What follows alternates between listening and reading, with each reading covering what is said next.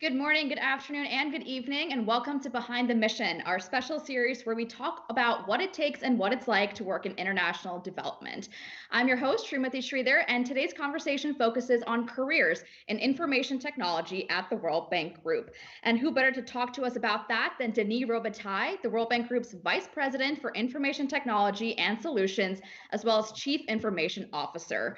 Denis manages the World Bank Group's IT department, which supports the institution in achieving its mission of ending extreme poverty and promoting shared prosperity in a sustainable way by delivering transformative information and technologies to its staff working in over 150 locations.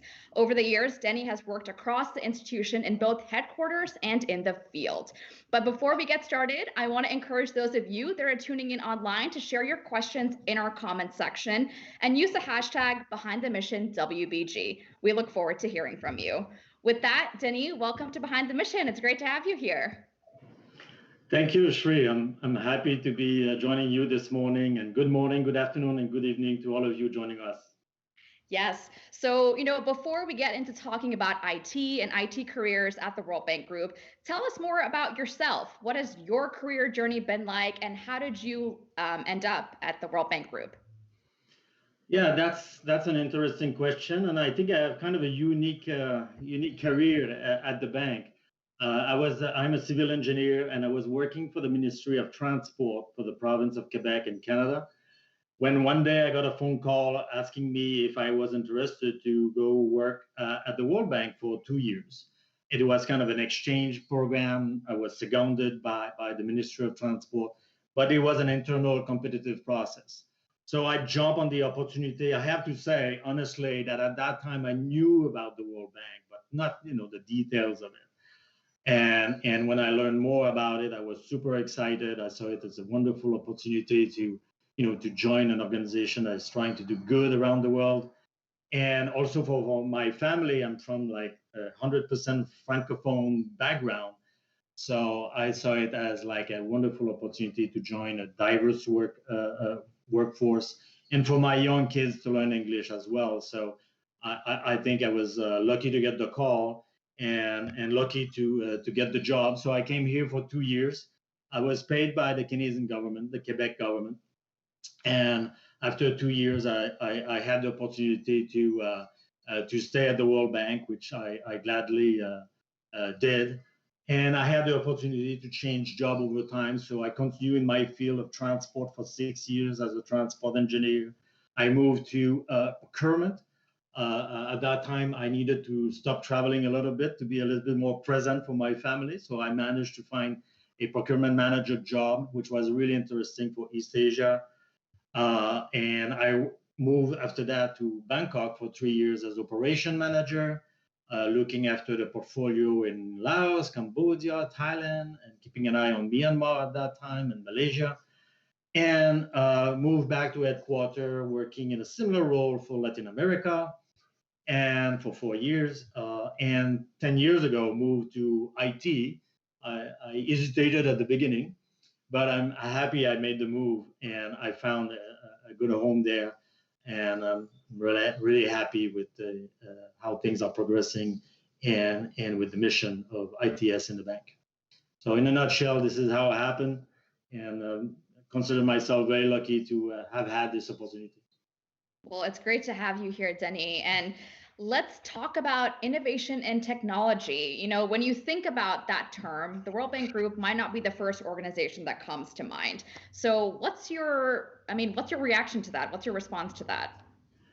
Well, maybe 5, 6 years, maybe 10 years ago, I would have said so.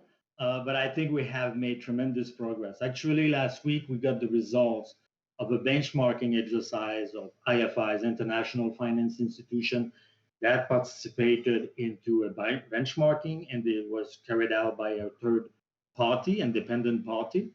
And the World Bank Group IT function came out on as a digital leaders. So a confirmation of our digital transformation strategy that we put in place a few years ago. And if you allow me, I'd like to describe basically the three main elements of the delivery model that I think makes a difference into being at the cutting edge or not. So the digital culture is very important. So being flexible, being fast, being agile is really important. So we move from a supply-driven approach to a client obsession. So we talk about clients all the time. So we eliminated a tons of individual surveys in IT services. We have only one that we issue every quarter. And basically, we divided the entire universe of 16,000 staff in four. So the staff receive a survey once every quarter, but we can track the progress, satisfaction rate, not only the overall satisfaction rate, but for each individual main application that we support. So that's all we talk about in ITS, about serving our clients. Another important element of this agility is to move from projects to products. So we have about 200 to 250 projects in ITS, but we have gathered them under 58 products. And these products, we have a long-term strategy, 3 to 5 years of what we want to deliver for the business over time. So more long-term planning and a very big influx of the enterprise architecture into this picture. So a very strong function to make sure that we are maximizing the use of emerging technology. Other important elements is we moved away from waterfall. We used to be a very traditional IT shops. So we moved to agile delivery and DevSecOps. For the IT folks out there, they will understand what DevOps is, but it's a more flexible way and a more accountable way of delivering IT. And also a very important element of our strategy was to move from on-premise services, on-premise application to cloud application. So 4 years ago, we had 8% of our 1,000 application in the cloud, and now we're approaching 50%. So, and we're moving it, every application that we move to the cloud, we are redesigning the application so they can work better and serve our clients better. Second big element of this digital culture is innovation, right? So digital world is moving super fast. People say like digital transformation is new. Well, actually it started 50 years ago, but the change today is the pace. Pace is super fast and a lot of emerging technology all coming up at the same time, blockchain, AI, 5G, and so on. So in ITS, we created a team dedicated to exploring the use of emerging technology to see how we can apply this for internal challenges or also for development solutions for our clients. So we're exploring the use of blockchain, AI, machine learning, 5G, IoT, 3D printing, and so on. So all operational staff in the bank, they have a place to come to get expertise on how to use emerging technology. We are also using foresight and design thinking and human-centric approach to design technology. We also have a robotic program, RPA program, GeoLab for geospatial solutions. And last item on this digital culture, all of this is all good, but if you don't have the right people with the right skills, it's a challenge. So a big focus on skills. So we have 35% of our staff that have joined us over the last 5 years. So a lot of new staff came in. We changed our vendor model. So, you know, we need the help of contractors to deliver our work program. So we used to rely only on 3 vendors. Now we rely on 16 vendors from 21 countries. So we're bringing also diversity in doing so. Huge focus on the skill development framework for staff. So all job stream, we have defined what level of expertise and skill that they need to progress in their career, from beginner to expert. And we put also in place, to go along with all this emerging technology, a skill refresh program to help the staff really learn about the new technologies. So big focus on staff and skill refresh program. So in summary, we brought agility, new delivery model, big focus on innovation, and big focus on skills and people. So as a result of that, we have been assessed as having, as a digital leader, at least among the IFIs. Well, I mean, when you put it that way, I think it's going to be very hard for me now to not think about innovation and technology when I think of the World Bank Group. But you were touching upon the number of staff and some of what goes on in the IT department. Tell us more about this. Tell us more about the size and the scope of the bank's IT operations. Yes, thanks for the question. ITS, first of all, ITS stands for Information and Technology Services. So we have an information management function as well, which I will describe. But we have basically about 1,200 staff. So it's a huge VPU. It's probably one of the biggest VPU in the bank. And we have an operating budget, which is about 10% of the overall operating budget of the World Bank Group. So a lot of money that we are accountable for. In terms of scope, I have to say that our mandate is internal. So we do not have the mandate to provide a digital transformation solutions directly to our clients. Our clients are internal, so we're serving all our colleagues across the institution. So it's very important.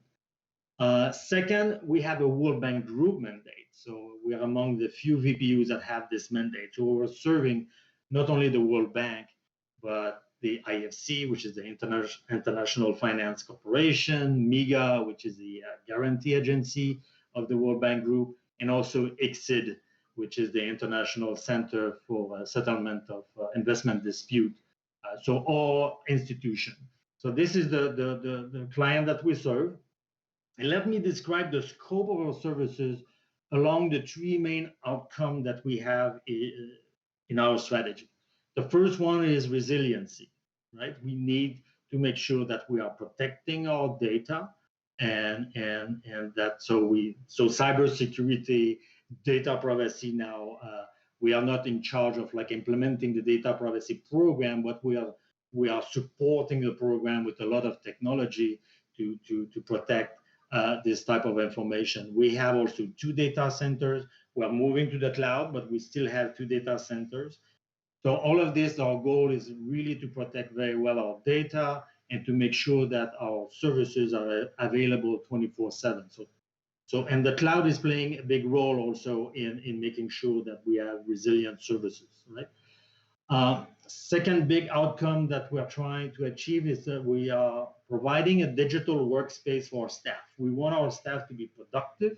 We want our staff to have access, find, save, and collaborate with their colleagues across the institution. So we're talking here about devices, first of all, right? We're providing 57,000 devices.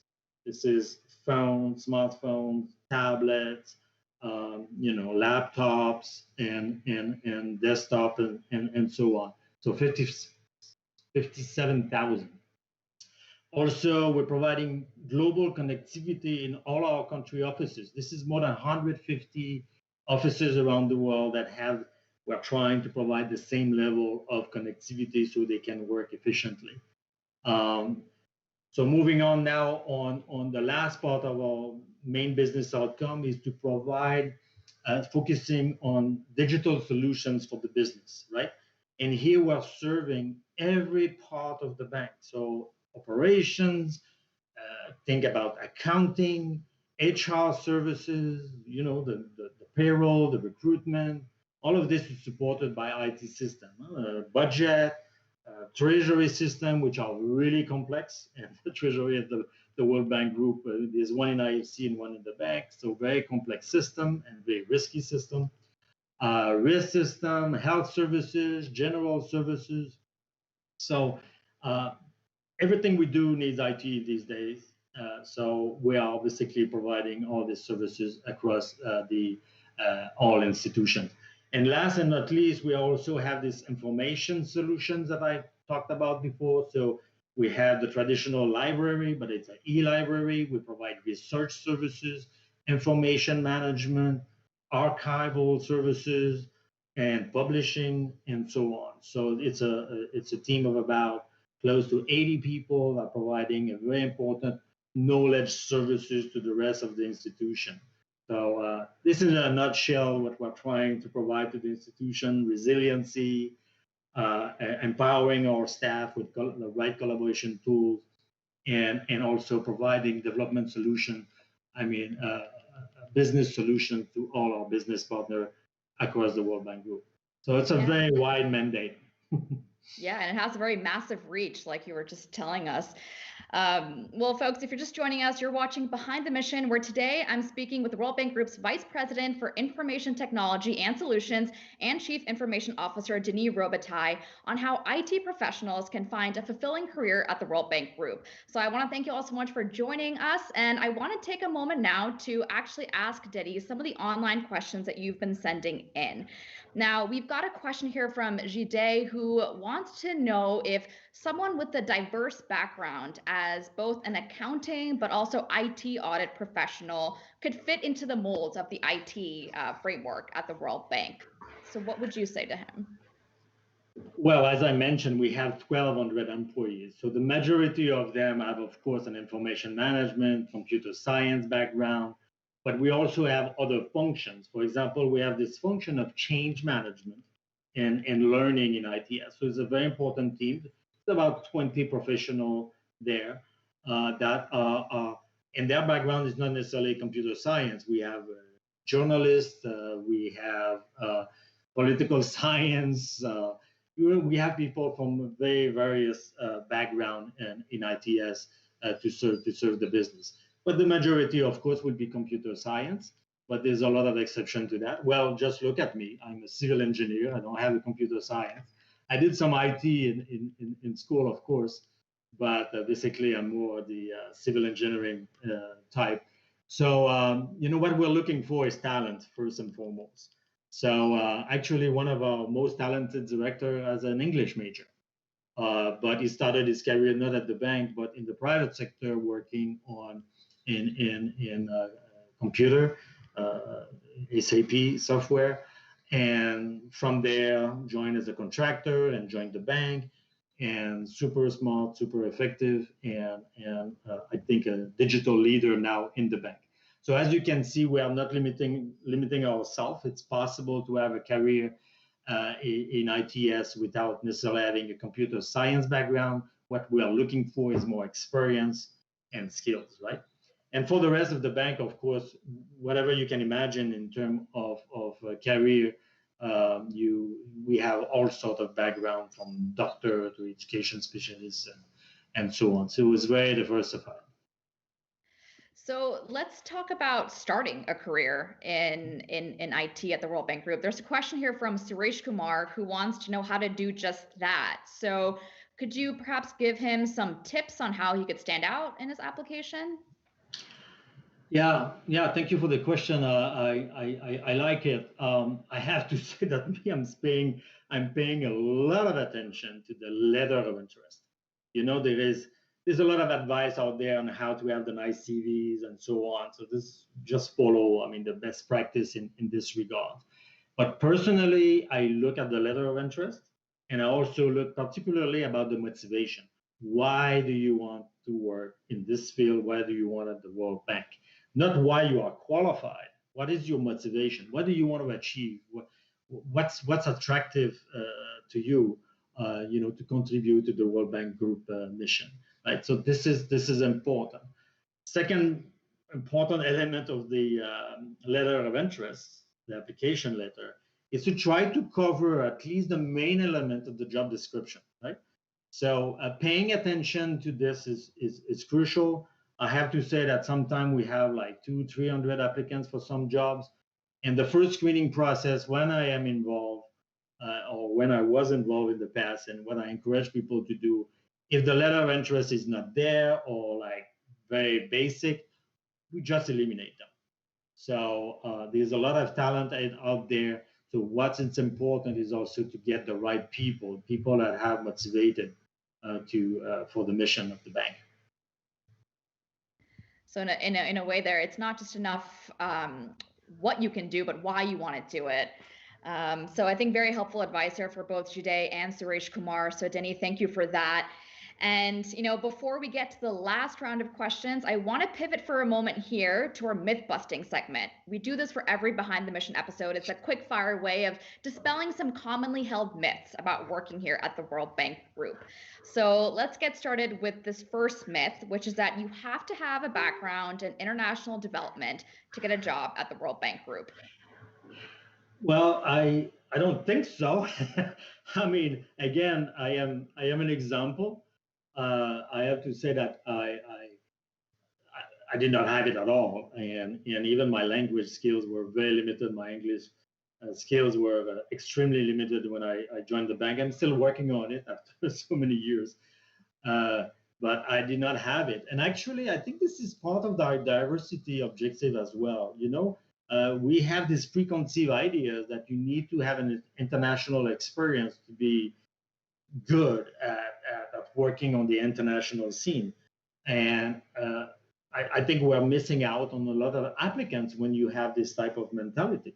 So there's a lot of people out there also that they need a first chance.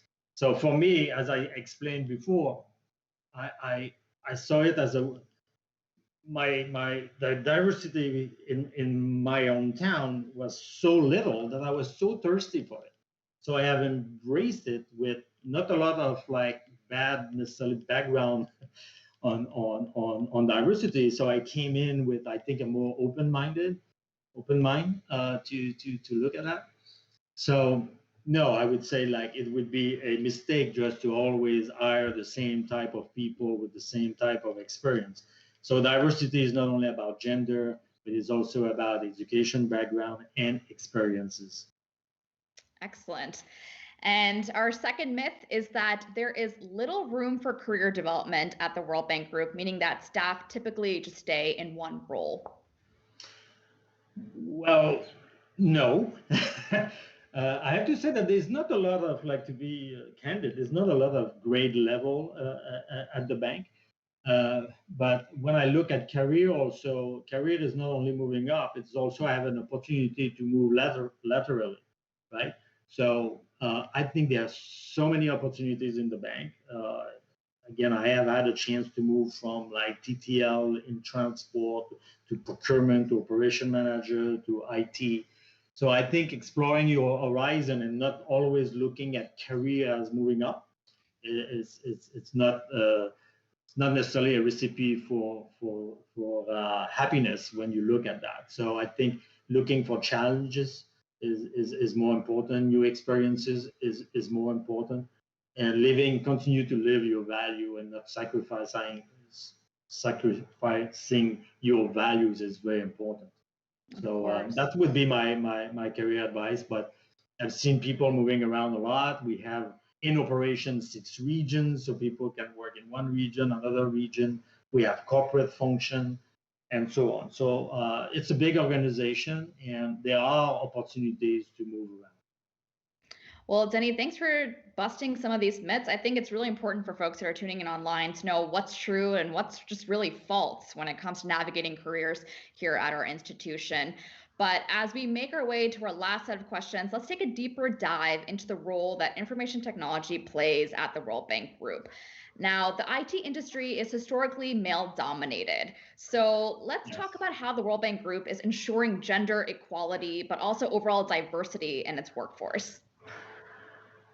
Thank you. Diversity and inclusion in ITS is a top priority.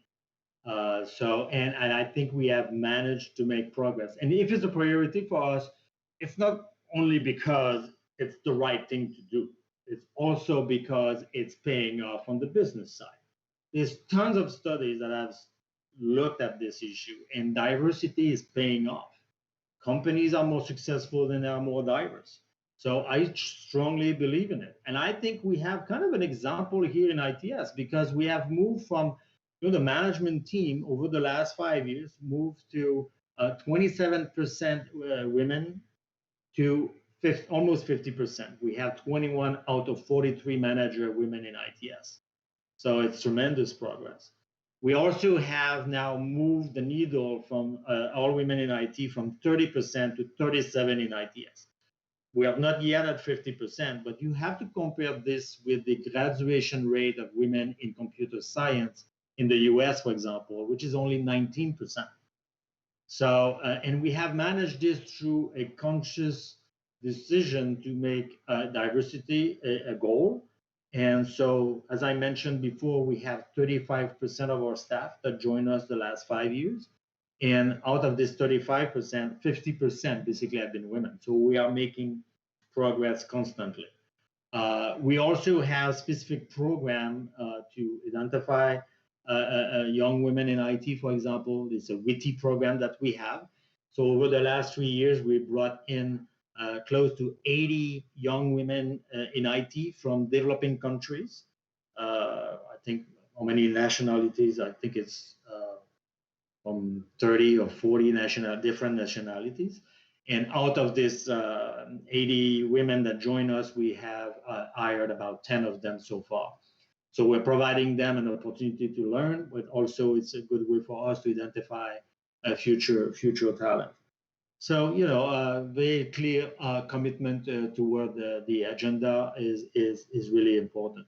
We also make, last point on this diversity, the new vendor model that I explained before, from 3 vendors to now 16 vendors from 21 countries. So when we are hiring staff, sometimes contractors that have worked with us in the past are eligible to apply. So the more diverse our vendors are, the more diverse ITS can be. We also have a new IT development centers in Sofia, Bulgaria.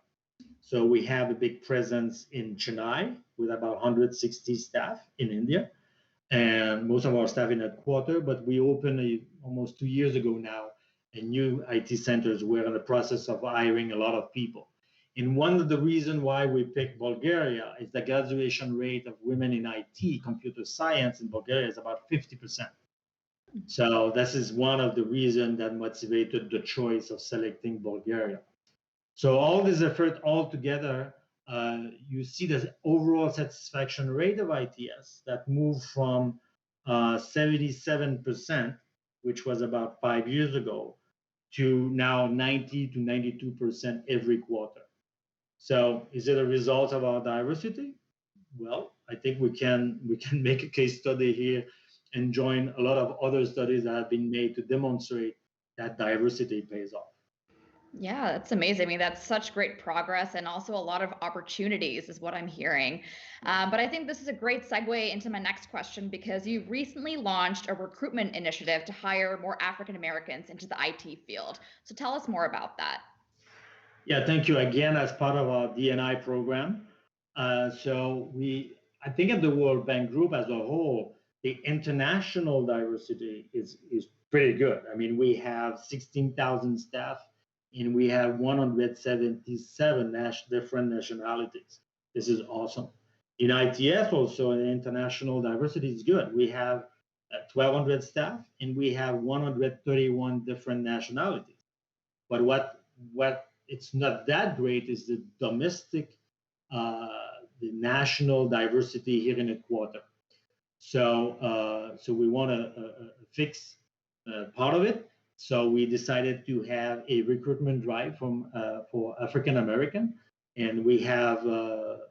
I think my colleagues will put on the chat some of the links of where we have advertised this job, but we have like cloud specialists we're looking for Windows and for Unix. We have a cybersecurity expert we're looking for, also a IT architect, and some IT support staff that we are looking for. So 7 positions that we have basically almost earmarked for African American. I encourage them to apply to this job and all other jobs that we have also posted on the World Bank Group job site.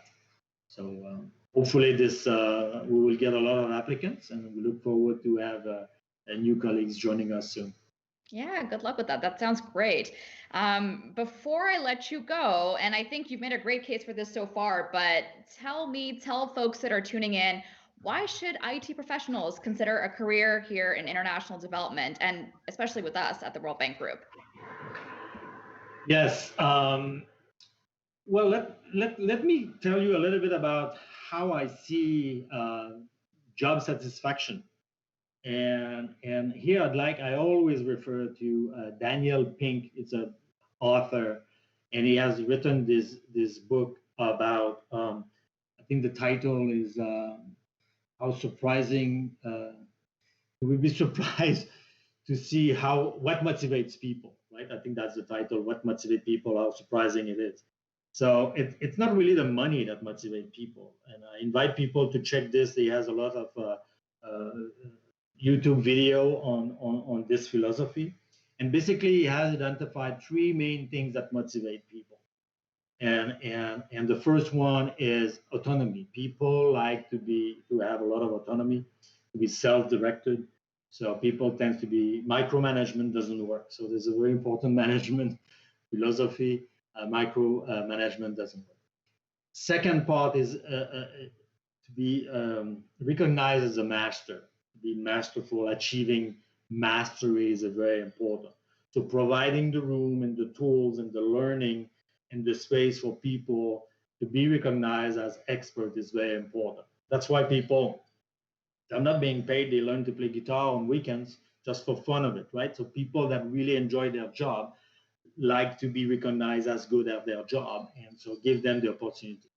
The last one, which is really, really important, especially in the context of the World Bank, is the purpose. People like to work for organizations that have a nice purpose. So it's tough to find a better purpose than the purpose of the bank of eliminating extreme poverty and boost share prosperity. So for all this reason, and I have to say also ITS, I think we have managed to create nice energy in ITS. We have good results in the staff engagement survey. The collaboration is up, the diversity is up, the inclusion is up, and we are providing cutting edge. We're trying to provide the best cutting edge technology to the rest of the World Bank Group. So I invite you all, those of you that are interested, to join us and come make a difference in the world. Well, on that inspiring note, Denis, I want to thank you so much for joining me today on Behind the Mission to talk more about navigating careers in IT at the World Bank Group. It's been a pleasure speaking with you. Thank you so much, Sri, and thank you for the opportunity to explain what ITS is doing. So I really appreciate. So thank you so much. Of course.